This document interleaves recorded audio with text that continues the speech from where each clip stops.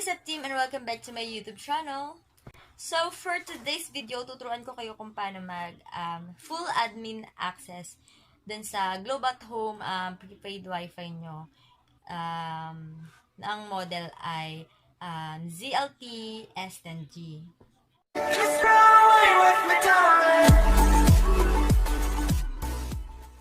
Bago ako mag-start ng ating tutorial, so, welcome ko lang yung mga bago dito sa aking channel. And huwag niyong kakalimutan i-hit yung subscribe button and yung notification bell na rin para updated kayo sa susunod yung mga videos.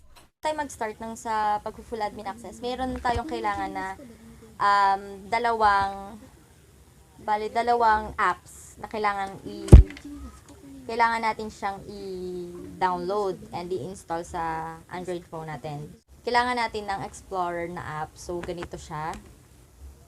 Yan. And then, yung isa is the Z-Archiver na app.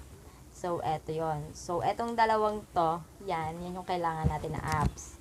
So, kailangan muna download natin. So, free download lang naman siya sa Play Store. So, download muna natin. Yan.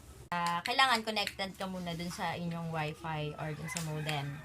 So, connect muna natin yan. And then, kapag connected na, punta tayo sa Chrome or sa Google.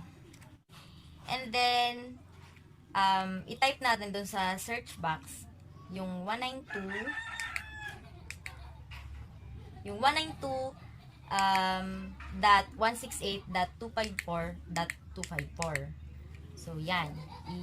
I-search natin yan. And then, ganito yung mag-a-appear sa kanya. Yung Globe at Home. Yan.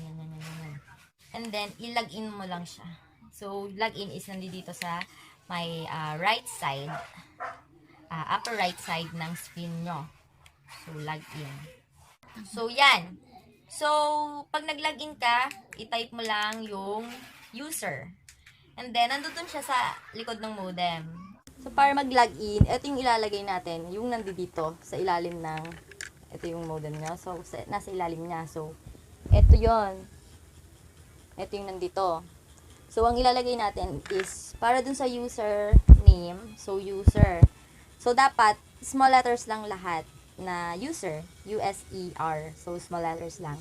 And then, yung password, wag natin kakalimutan yung sign na @ So, @L03E1T3. So, same lang naman to sa lahat ng ganitong model. So, lahat ng password na nakalagay dito is pare-parehas lang. So, @L. L yun ha, hindi siya 1, hindi siya I na malaki. It's L. Small letter L. 03E1T3. So, pag nag-login na siya, so, punta tayo sa device settings. And then, pagkatapos sa device settings, so makikita natin connected devices, advanced settings, statistics settings, and wifi settings. So, punta tayo dun sa advanced settings. Sa advanced settings, makikita natin is DHCP. So, click DHCP, then double click ulit natin yung DHCP. And then, punta tayo dun sa research bar. Click lang natin nun, and then, yung makikita mo, yung pinakadulo niya, nakalagay, hashtag router settings. Papalitan lang natin siya ng hashtag backup _ data. Mangyayari dito, mapapalitan, matitira na lang yung DHCP and then yung no file selected, browse, update, export. And then, pinutin mo yung export, may lalabas dyan na click download, yung nasa may baba ng question mark. And then, ito yung lalabas, download file 11.88 KB, and then S10G export _sys_config bin. So, i-download lang natin siya. So, bahala ka muna kung saan mo siya pwedeng ilagay, kung sa memory card mo or sa internal phone mo. So, after nun, punta tayo sa Z-Archiver na app. So, open lang natin. Yan. So, hanapin natin yung sinave natin na .bin. Then, click natin, then open. Just once open with Z-Archiver, and then click ulit natin, and then extract. Okay. Then, click natin yung color green na button nandun sa lower right side. Pindutin natin yung S10G export and then view. Tapos, pindutin ulit natin yung S10G export and then pindutin natin extract. And then, yung color green ulit na button na nasa lower right side. So, this time, i-delete naman natin yung may .bin. So, delete. So, yung natirang file na S10G export, i-rename natin siya. Tapos, lagyan natin siya ng .bin.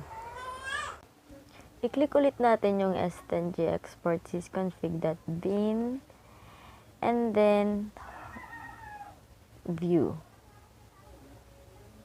And then MNT, click mo lang yan. User data, click mo lang yan. And then TZ upgrade file path, click mo lang din yan. And then yung TZ and vShow, i-copy natin yan. And then pinutin lang ulit natin yung green button na nasa right side. So click para ma-paste siya dito. Makikita natin nandito na yung TZ and vShow. And then, click lang natin yung TZ and vShow and then rename.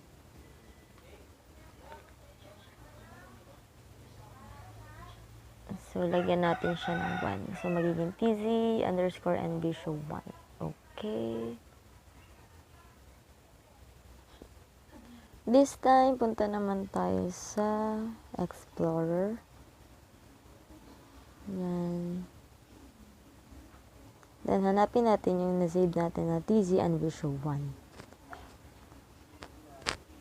And then, pindutin natin yung text editor.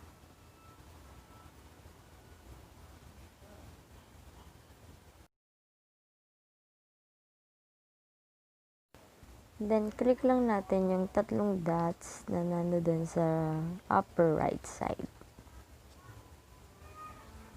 And then, pindutin natin yung search. Then, search natin admin underscore password.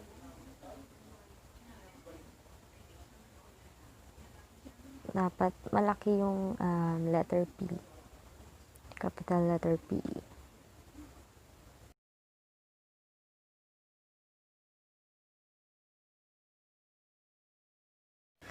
So, ayan, admin underscore password equals QN4N47K5. So, ang gagawin natin this time, i-copy lang natin yung characters after equal sign. Yung QN4N47K5. So, copy lang natin yan. Pwede natin siyang copyhin sa notepad, sa messages, or SMS, or pwede rin sa notebook natin. Pwede nating isulat. So, ako, dito ko siya i-copy sa messages ko. So, dito na lang natin i-text kay CC. So, yan. Wala naman akong load, so hindi siya magsisend. And then, balik tayo. And then, search naman natin this time, web underscore user. So, eto siya. So, ang gagawin natin this time is, i-delete lang natin yung mga characters after equal sign. So, delete lang natin yan.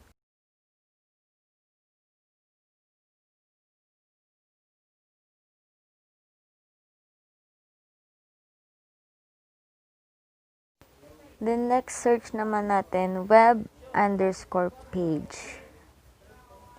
And then, katulad nung ginawa natin kanina, so, i-delete din natin yung mga characters after equal sign.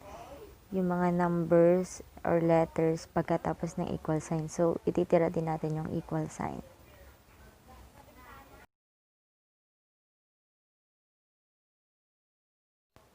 Then, click ulit natin yung 3 dots na nandun sa may upper right side and then save and exit yung pindutin natin.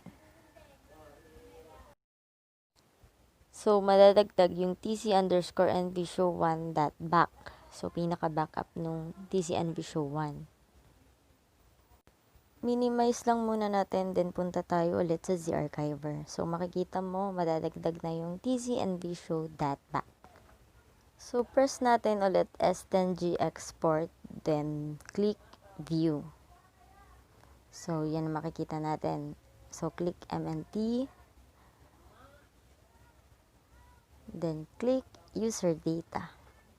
Click ulit natin TZ upgrade file path. So, yan ang makikita natin, pbm.db, then TZNV show.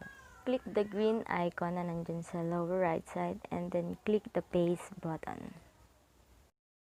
So, this time, click natin TZNV show 1, and then add. So, yan, nandito na siya. This time, kailangan nating tanggalin yung TZ_NV show. So, kailangan natin siyang i-delete. So, press TZNV show and then delete. So, matitira yung TZ_NV show 1. So, this time, ang gagawin natin, yung TZNV show 1, i-rename natin siya. And then, tatanggalin natin yung number 1. So, magiging TZ_NV show na lang siya. So, back lang natin. So, balik lang tayo. Delete lang natin yung TZNV show 1 and yung TZNV show 1 back. So, i-delete natin sila parehas. And then, balik tayo sa Chrome. So, kailangan natin ulit mag-login sa 192.168. So, lagay lang natin ulit yung user and then yung password. Tapos, click natin ulit yung device settings. Then, advanced settings.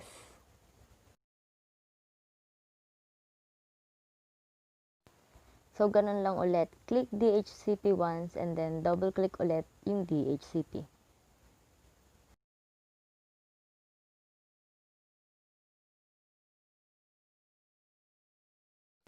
Tapos, pindutin natin yung search bar.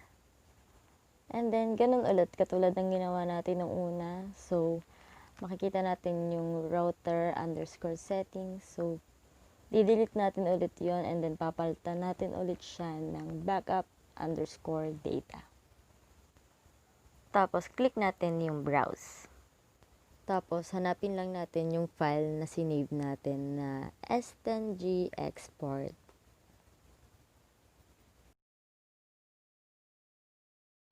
Then, click update. So, after updating, magre-restart siya. Balik lang ulit tayo sa Chrome and then i-search lang ulit natin yung 192.168.254.254. And then, ang ilalagay na natin ngayon, hindi na user yung gagamitin natin. So, ang gagamitin na natin ngayon is yung admin. So, type lang natin admin. Maliit na A lang yun ha. ADMIN. And then, yung para sa password, yung sinave natin na password kanina, yung sinave natin na password kanina, or yung sinulat nyo, or yung, basta ako kasi dun ko nga nilagay sa SMS, diba, sa message. So, dun ko siya kukunin. So, kaka-copy, paste ko lang siya dito.